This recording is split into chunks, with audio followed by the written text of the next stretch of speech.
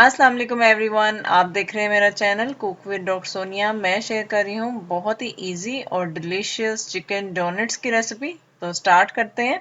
सबसे पहले मैंने चिकन ले लिया है, बोनलेस चेस्ट पीसेस है, छोटे छोटे क्यूब्स में मैंने कट कर लिया है इनको, और ये हाफ केजी हैं। आप चाहें तो थाई पीसेस भी ले सकते हैं। ठीक है, इनको एक बॉल में ऐड कर लेते हैं। बॉयल आलू है मीडियम साइज का, और ये ऐड करेंगे। हमने आलू का टेस्ट नहीं लाना, ये हमें शेप देने में हेल्प करेगा। 3 to 4 टेबलस्पून चॉप्ड अनियन है, और चॉप इसलिए ऐड कर रही हूँ ताकि अच्छा सा स्मूथ हो जाए।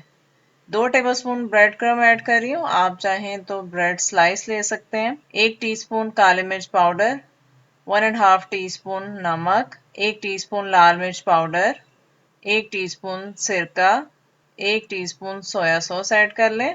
आप सिरके की जगह लेमन भी ऐड कर सकते हो।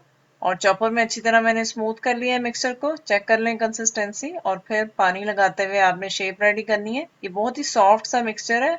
इजीली आप विदाउट एग की कोटिंग के आप इसको ब्रेड क्रम इजीली लगा सकेंगे। बिगनर्स के लिए सजेशन है कि वो थोड़ा सा इसको फ्रीजर में थोड़ी देर रख लें, 5 से 10 मिनट, ताकि उनके लिए शेप देना इजी हो जाए। इस तरह से रेडी कर लें, और फ्रीज भी कर सकते हैं आप इस लेवल पे। प्रेस करते हुए आपने ब्रेड क्रम की अच्छी सी कोटिंग करनी है। मीडियम फ्लेम पे मैंने ऑयल को गर्म कर लिया, और फिर इसमें ऐड कर दे डोनट्स को, और 2 से 3 मिनट आपने बिल्कुल टच नहीं करना इसको, और फिर मीडियम फ्लेम पे तकरीबन 15 से 20 मिनट में ये रेडी हो जाते हैं। रेसिपी अच्छी लगे तो लाइक शेयर और कमेंट कर दें। Thank you.